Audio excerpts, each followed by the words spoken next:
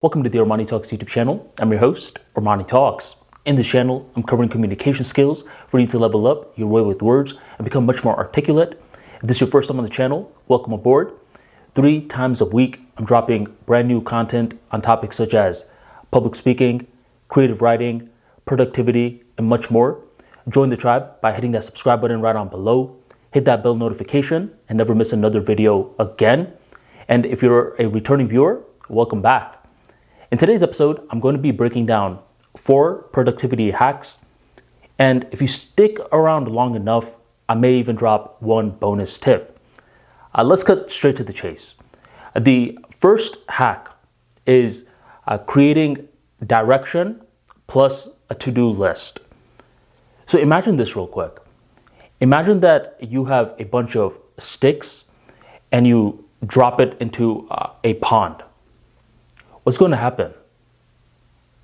The sticks are going to go all around and it's going to float aimlessly. Correct? I'm sure you're nodding your head right now. Now imagine if I give you another scenario where there's a tide that's all flowing in one direction. Imagine a waterfall. And this time you drop the sticks within this waterfall. What's going to happen? All these sticks are going to flow in one direction. And this is what we want with our day. A lot of individuals, they're like the first scenario where the sticks represent their activities and it's all aimless. There's no direction, there's no theme. Therefore, we need a certain form of direction. What is it that we're looking to get out of the day, the month, or even the year? And once we create that direction, it's easier to create a to-do list. And once we create the to-do list, it's smart in knowing how we should word it. You do not want to put sentences in your to-do list. Instead, you want to use words. So let's start from the very beginning. Let's imagine that your direction is to become a better blogger. Thus far, you've started this amazing website. The only problem is that you don't have that much content. So for this year, your goal is to create more content through the vehicle of blogging. Congratulations, you have created your waterfall. Now, what are some to-do list items that you can put in your to-do list chart? Well, one thing is write.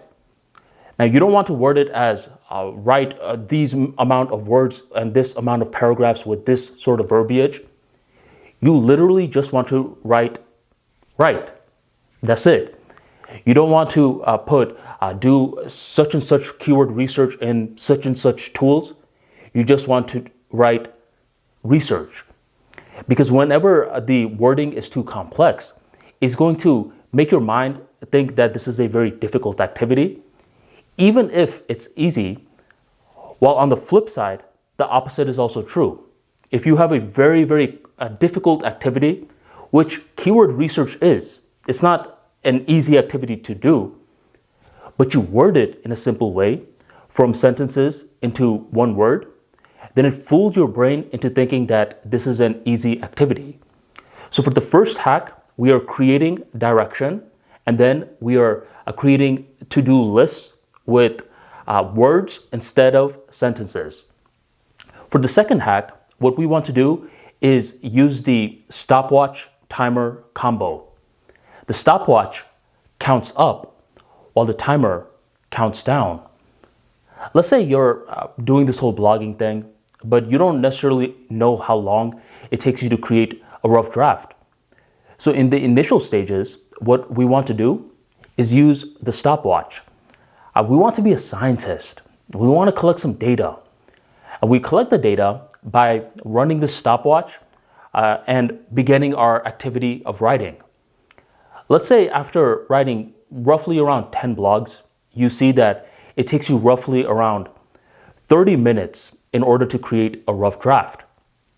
Once you are confident with this data set, now we want to unleash the timer that counts down. You don't want to be one of those writers that's over here writing 1 second, checking your tabs the next second, lollygagging the next second.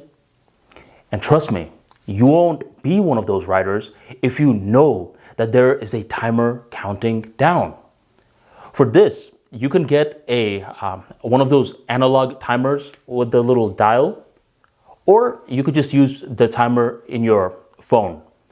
But a quick little recap with this hack is that a stopwatch counts up, a timer counts down. We use the stopwatch to collect enough relevant data to see how long the activity takes. And we use the timer to make sure that we're not lollygagging, we're laser focused. The third hack is going to sound very counterintuitive. Pick up more work. One thing that I see with a lot of these productivity YouTube channels is that let's say there's this one businessman that's made it. They've figured out who to automate their tasks to, so their business is fully passive. Now they're over here documenting to their audience saying, look at me, I am at that gold standard that you guys will one day want to get towards. I've automated out all of my work. So what happens is that this individual spends the next couple of months to the next couple of years, who knows, just lollygagging, not doing much work. But eventually they come back and they report that strategy was not optimal. I shouldn't have automated out all my work because when I had nothing to do, I was miserable. This person learned a very difficult life law. Human beings are meant to work. When you do not work, what begins to happen is that you start to feel excessively bored or excessively anxious. So we do not want to vilify work. Instead, we want to have the appropriate attitude in regards to it. And we have the appropriate attitude in regards to it by understanding a concept known as signal to noise ratio. This is a concept that a lot of electrical engineers work on, but to just summarize the basic concepts. Signal is the meaningful message, while noise is the redundancy. Whenever we have too little work, what happens is that we're much more susceptible to falling for the noise. While the opposite is also true. When we have a lot of work, and let's say our timer is counting down, we do not have a second to waste. Okay? But this hack can easily be misrepresented. Someone may just take on way too much work to a point where their quality begins to plummet. That's not what I mean. I mean that you have worked your way up to a baseline level of standard that you can expect from yourself, where at this stage, this activity is a habit. You've been writing so long that you know that you can write at a certain amount of time, and sometimes you even beat expectations because you're that refined at this point. Only then do I recommend adding in more tasks. And I'll give you an example. When I first started writing on my blog, it took a very, very long time. It's because I didn't quite understand the whole process of getting the right keywords, writing, proofreading, editing, linking, sharing, all of that stuff. But I can guarantee you, after 300 blogs, it became almost autopilot. That's when I realized that I was actually finishing before my timer ended. So that is when I started to, let's say, fill up some tweets in my draft section. So when I knew that, okay, Armani, you have more work to do, don't lose focus in this rep, that's when I was able to increase my productivity even more. And this whole idea of working more, not less, brings me to the next productivity hack, which is to have a rainy day fund. It doesn't matter who you are. I'm sure you have understood within the past couple of years that a lot of uncertainty is there in the world. Certain times there's a sickness that can just take over the entire world. nothing is set in stone. Therefore, as people that are leveling up, we need to prepare for that. Can you work in a certain way even if you're sick? Not all the time. Therefore, we should have a backlog of material. I always hear this talk about what is wealth, and there's different definitions in regards to it. And someone will say, wealth is how many days I don't have to work and I still have money coming in. And I like that because it's not something that's ambiguous. It's something that ties into human experience. But my remix to that is, how many days can you not work, but you still have content coming in? You still have some level of systems in place that allows you to seem as though that you're still feeling good and healthy. In this YouTube channel, I have over 50 videos in the draft section, just in case I get hit by a car tomorrow. Now you may be like, well, you shouldn't be that negative. Why are you even thinking like that? What if it actually happens? I made a video in the past called Negative Visualization, which I'll link right on here and in the description box. Or if you're watching from TV, you could just type in Negative Visualization Armani Talks, which talks about the more control you have over, let's say, a certain organization, a certain team. You can't always be super optimistic, super positive, because this reduces perspective and doesn't allow you to see around the corners. But through strategic negative visualization, what begins to happen is that it unlocks an immense amount of creativity. And by strictly, asking yourself the question, what if I do get hit by a bus tomorrow? Can I still be productive in a certain way? This question just gears your mind into creative thought waves that you are not initially privy to. So try it out for yourself and try to execute this productivity hack where you build a backlog of material. So those were the 4 productivity hacks. And I said that I may have a bonus tip. And the bonus tip is obsession. Obsession is focus's older brother. And what you can do with obsession in 2 months can beat someone who is just dabbling in it for 2 years. Just think about that. Obsession is a superpower, but obsession gets a bad rep. It gets a bad rep because a lot of people are getting obsessed in regards to draining activities, not empowering activities. You know that it's a draining habit. Here's how you can tell, because a lot of individuals don't know if this is a draining habit or an empowering habit, but you know that this is a draining habit if you feel guilty after doing the task, not while. So someone, let's say they're an alcoholic. They view if alcohol is empowering or draining while they're doing the activity. But this is not smart, because while you're doing the activity, you feel good. Therefore, you must assess the activity after it's complete. The next morning, do you feel guilty? If so, this is not an empowering habit.